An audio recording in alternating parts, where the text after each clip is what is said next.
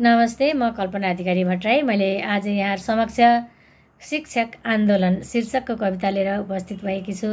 यसलाई रचना गर्नुभएको छ आदरणीय कविवर दाजु विष्णुहरि पौडेलज्यूले। यो शार्दूल विक्रीडित छन्दमा छ। कवितालाई म यसरी सुरु गर्छु। चाहे दुर्गम स्थान होस् सुगम होस्, जो बन्छ सेवारत, कोर्छन् बाल भविष्य शिक्षक गुणी सम्मानका लायक। मर्दा जान्छ मलाम सरजमिनमा, साक्षी छ उद्घोषक। कोही शिक्षित गाउँ कुर्दछ भने, त्यो वर्ग हो शिक्षक। शिक्षा ऐन छ जीर्ण त्यही जुन थियो आधा शताब्दी अघि।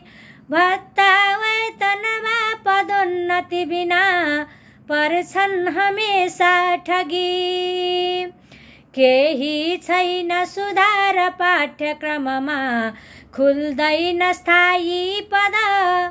कोटा राहतको सदैव अधुरो, स्थायी हुनै आपद। पर्दा आम चुनाव शिक्षक यिनै, जोताउँछन् काममा। गर्छन् शिक्षक सांख्यकीय गणना, तथ्याङ्कका नाममा।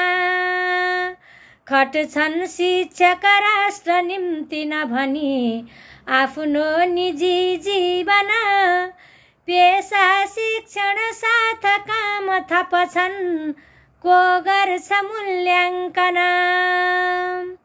माझी शिक्षक हुन् भएन मनितो, झोले बनाए किन।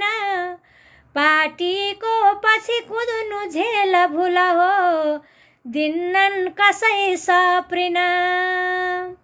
अहिले होस खुलेर बल्ल कसिए, चल्दैछ आन्दोलन। नेपाली जनमञ्च माग गरिदे, सरकार सम्बोधन। शिक्षा नीति नयाँ बनेन लगडो, उस्तै रह्यो पद्धति। आफ्नो मौलिक शिल्प छैन रटियो, बेलायती संस्कृति। पर्थ्यो राष्ट्र विभूति चिन्ह शिशुले, माओ चिनेले लिन। हाम्रै धर्म विशिष्ट संस्कृति महान, राखिन्न हेक्का किन। शिक्षा फेर्दछ कायकल्प र दशा, सौभाग्य पहिल्याउँछ। शिक्षा नैतिकवान बनाउँछ छुचो, दुर्भाव अस्ताउँछ। शिक्षा क्षेत्र सपार देश गतिलो, पार्ने भए शासक। शिक्षा कोर्छ उदात्त चित्र त्यसका, सत्पात्र हुन् शिक्षक। सत्तामा घुसको बुझो लिनुभयो, नेतृत्वको मकसद। सर्वाङ्गीण विकासमा मति कसै, जुट्दैन छन् खटपट।